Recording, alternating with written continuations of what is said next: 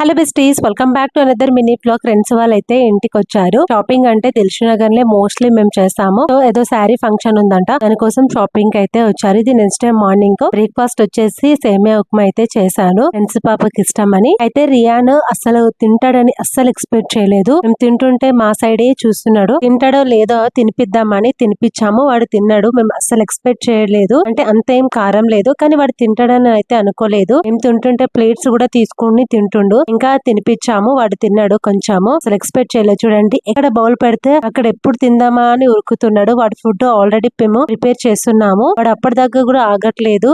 ఇప్పుడు ఫీవర్ వచ్చినప్పుడు అయితే చాలా వీక్ అయిపోయిండు.